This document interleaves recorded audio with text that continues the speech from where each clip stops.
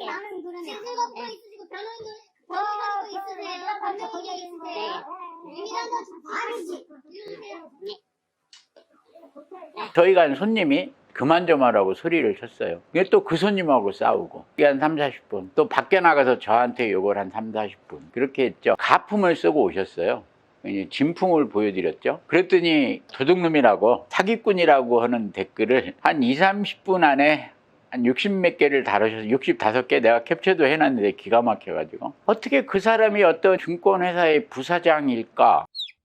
밑에서 안경테를 고를 때부터 징조는 보였어요. 사실 추측컨대 이제 진짜 블랙 컨슈머인가 아니면 경쟁업체에서 보낸 사람인가 그건 잘 이제 지금 판단을 하는데 저는 양쪽의 가능성이 다 있다고 생각을 하지만 우리 안경점에 있는 전체 물건을 다른 사람하고 화상통화하면서 다 써봤어요. 한 1시간 반 정도 그렇게 하고요. 안과에서 거만 해온 용기라고 똑같이 안경을 해서 제작을 해줬죠. 안경테도 자기들 스스로 골랐고 전문가의 조언은 전혀 받아들이지도 않고 우리는 이제 안과에 검만들을 해줬는데 갑자기 안 보인다는 거예요. 손님은 우리가 검사한 게 아니라 안과에서 검진을 해줬으니까 안과에 가서 다시 검사를 해서 오라고 우리가 검사를 해줄 수가 없어요. 안경 사는 의료 기사 등이에요. 그러니까 안과 의사가 상임 기자입니다. 안과 의사가 한 걸 안경 기사가 바꾸는 건 어떻게 보면 법적으로도 문제가 될 수 있어서 그렇게 했는데 그때부터 4, 50분간 앞에서 농성을 했죠. 젊은 친구가 의협심이 있잖아요. 저희가 한 손님이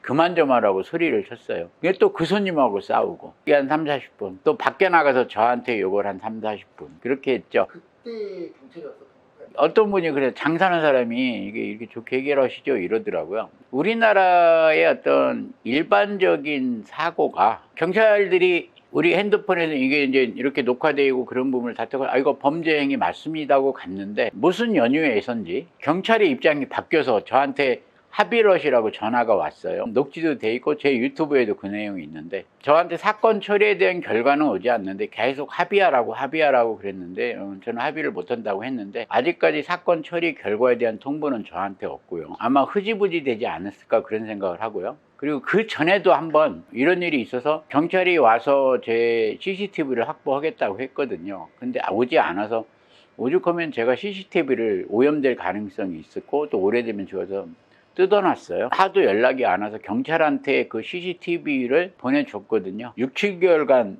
답이 없어요. 그러니까 경찰들도 이 자영업자들이 블랙 컨슈머에 당하고 그러는 부분에 대해서 심각하게 생각하지 않고 나하고 합의를 종용했음에도 불구하고 내가 당신 처음부터 처벌할 의사가 없었느냐 그렇게 물으니까 자기는 합의를 종용한 적 없대요. 근데 그 내용은 모두 녹취되어 있거든요. 제 핸드폰은 통화를 하면 다 녹취가 되게 돼 있어요. 왜냐하면 사업상 제가 기억 못하는 것도 있고 그래서 경찰이나 어떤 법을 집행하시는 어떤 그런 국가 공무원들도 블랙 컨슈머에 대해서 장사하는 사람이 참아야지라는 어떤 잠재의식이 집단의식이 있는 것 같아요. 그러니까 사농공상이라고 그랬잖아요. 상을 비하하는 어떤 예전부터의 어떤 그런 집단의식이 있으니 장사하는 사람이 참아야지 왜 그래? 라는 말이 아주 상식처럼 통하는 근데 왜 장사하는 사람이 부당한 대우를 받고도 왜 참아야 되죠? 저는 참지 않습니다. 그리고 블랙 컨슈머는 법적으로 큰 처벌을 받아야 되는 어떤 그런 상황이잖아요. 음식점 가서 중고생이 신분증 지네들이 의주해서 술 먹고 지네들 술값 안 내고 스스로 신고하는 상황 그 학생들은 처벌 안 받고 자영업자가 처벌을 받아서 영업정지 벌금을 내야 된다는 게 도대체 지구상에 어느 나라에 이런 법이 생기는지 모르겠어요. 그리고 이걸 고칠 생각을 안 해요? 왜 안 고치죠? 그리고 이젠 산업공상의 시대가 아니라 상공의 시대예요. 그리고 자영업자들은 존중받을 가치가 있습니다. 최근에 예.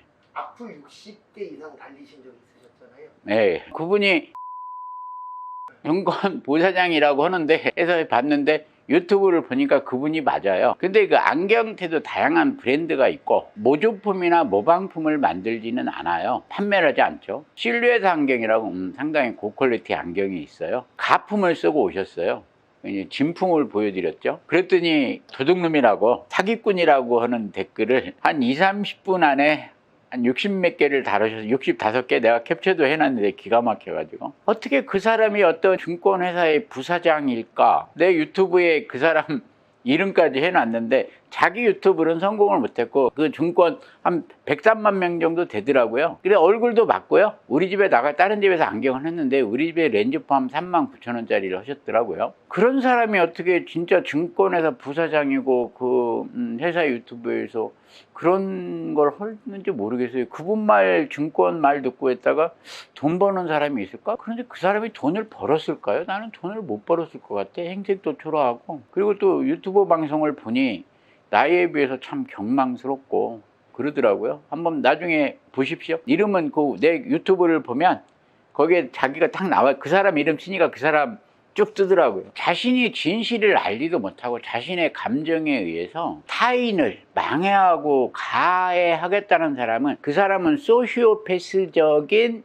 블랙 컨슈머죠. 내가 기분이 나빴어. 물건도 안 샀는데도 기분이 나빴어. 그래서 너를 망하게 하겠어라고 그렇게 댓글을 다른 거죠. 살인을 해야 나쁜 사람이 아니에요. 이런 사람들은 타인을 죽이는 게 아니고 우리 안경점들의 그 사람이 영향력이 있는 사람이죠. 그 사람이 우리 안경점에서 근무하는 10명의 직원과 나의 생사를 자기가 쥐고 흔들겠다는 그런 생각이죠. 다초점 렌즈 맞추고 나서 18개월 후에 교환해달라고. 정말 그 사람은 이제 지능이 낮은 블랙 컨슈머죠. 저희는 제품에 하자가 있을 시 소비자한테 자세한 설명을 하기 위해서 그 물건을 공장에 보내죠. 공장에서 그거에 대한 답변서를 제가 받아서 소비자한테 줍니다. 한 8장 정도. 공장에서 왜 이런 현상이 생기는지 쫙 했어요. 그걸 줬어요. 그 사람은 그걸 보려고 생각도 안 해요. 자기가 다초점을 의지배가 18개월 정도 됐어요. 열에 의해서 하드막이 손상된 거거든요. 갑자기 뜨거운 일이 탁 오면 안경 렌즈가 순식간에 상할 수 있어요. 차 안에 둬서 차 안 온도가 50도만 올라가도 렌즈는 상합니다. 아무리 설명을 안 듣는다고 여기서 막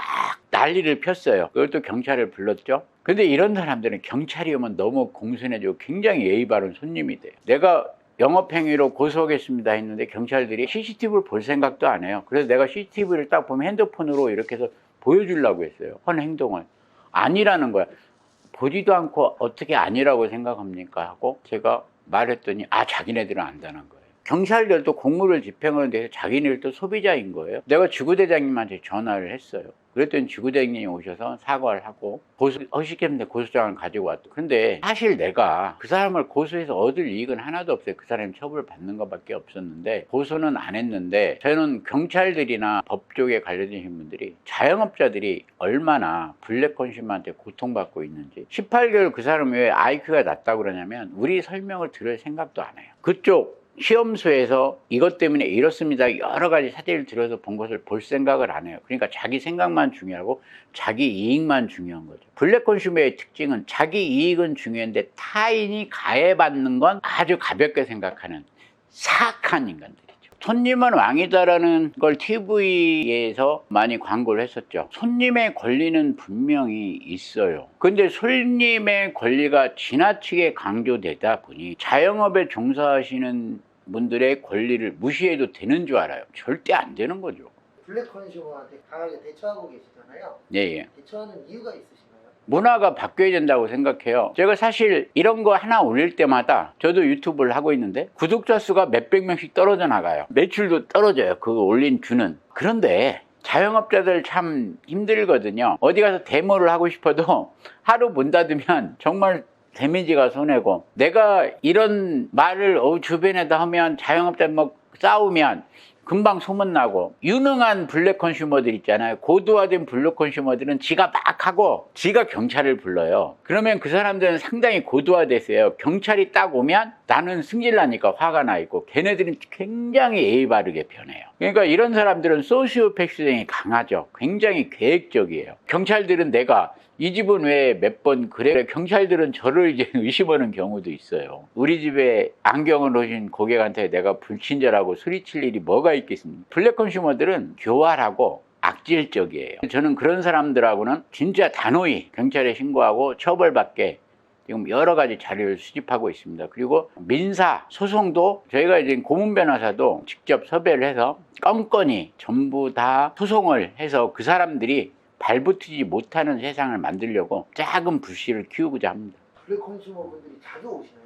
사실은 많지는 않죠. 그런데 블랙 컨슈머의 폐해는 자영업을 하는 사람들한테 상당히 심각해요. 많아서 문제가 아니라 한 명이 와서 그러고 가면 주변의 소문이나 자영업자들은 피해를 받게 되죠. 제가 그 피해를 두려워하지 않는 이유는 매출이 조금 줄을 수는 있으나 진실은 통하고 물은 깊은 곳으로 흐른다는 신념이 있어요. 마무리 인사해 주시죠. 예, 또 인생 탐구생활님께서 오셨는데 1년 전하고 저도 유튜브로 많이 성장을 했고 우리 인생 탐구사님도 상당히 성실하시고 그러니 좋아요, 구독 꼭 좀 눌러주세요.